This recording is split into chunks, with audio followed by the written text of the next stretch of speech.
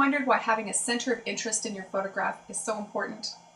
Hi, I'm Julie from Ultimate Photo Tips, and it's Critique Week again. This week, I'm going to be talking about a photo's center of interest using an image that was generously sent in by one of our readers, Cage Rodriguez from Ottawa, Canada.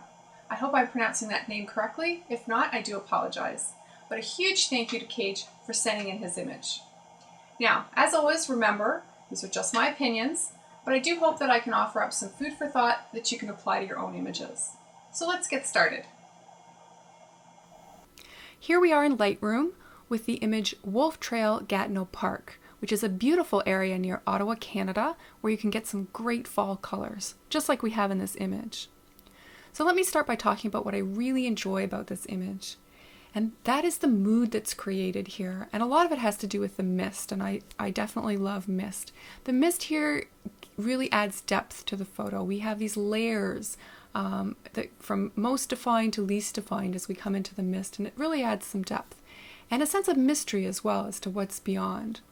I also love the color here, the warmth of the fall colors, and all the detail that we have in the leaves and the branches. So that's really nicely done, and definitely I can see what attracted the photographer to this scene. I'm going to start by just quickly talking about the exposure.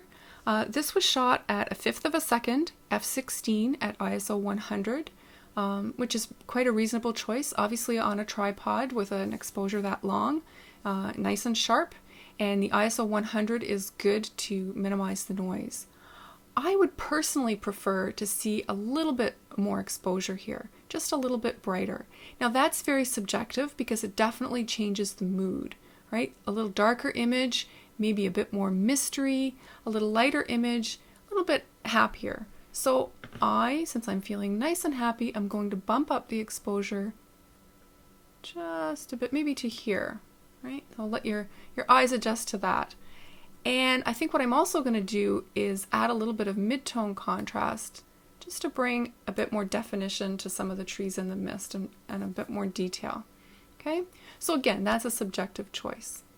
Now I want to talk about what I think is the main issue with this image, and that is center of interest, or a lack of a center of interest. We have this big open space all around the main area of the image that seems to be lacking a place for my eyes to rest. So my eye is kind of hunting around the image, looking for a place to settle. There are two fairly strong elements to the image. We have this tree here on the bottom left.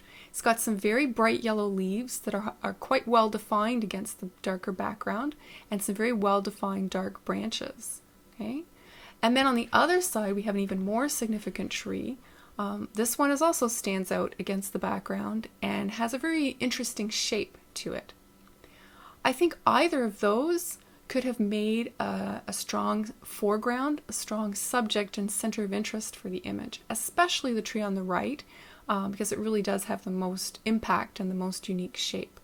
By these two elements being pushed off to the side, they're almost a distraction because they're pulling us toward the edges of the image, which makes the middle part seem even more empty.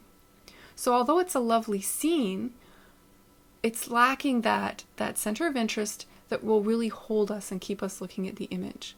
So what I would love to see here is a little bit of recomposition to move that tree or some other element to a place of more significance in the image.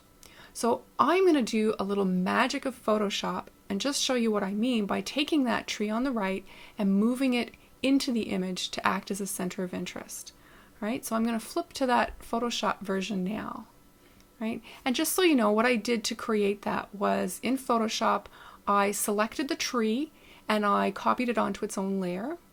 And then on the main layer underneath, I did a content-aware fill for the selection of the tree to fill in the background. And I had to do a bit more cloning as well. Now, it's not a perfect clone job, but I just wanted to show you how it worked. Then I took my layer that had just the tree and I just dragged it over and moved it further into the image.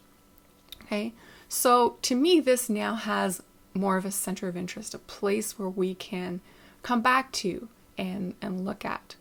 I do find that the bits on the edges, the green of this tree over here and the yellow tree on the left, still pull me a bit too much to the edge. So what I think we can do here is just crop it a little bit.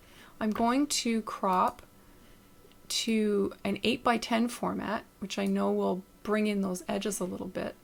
And then I'm going to move my tree over a bit closer to the thirds position. Okay. And here's my new crop. And this to me has a little bit less distraction at the edges. The one bit that does bother me still is this yellow tree down in the corner, just because those bits are so bright. So I would suggest maybe trying to just clone that out. I'm going to do a very quick clone job here. Okay, very quick, so it won't be perfect at all. Just to show you, okay, how we can tone this down. Maybe this little guy too. Very quick job, okay?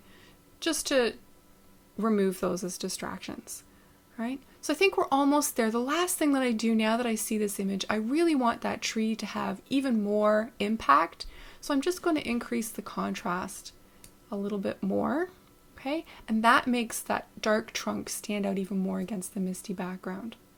Okay, so that's a bit of a rough job, but I think now the image does have a center of interest. So when you're out there looking, even if the scene is very serene and very beautiful, you need something to anchor the image.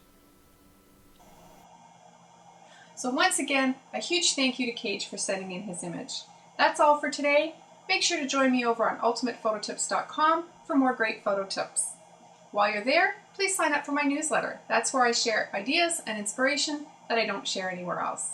Happy shooting, and I'll see you next time.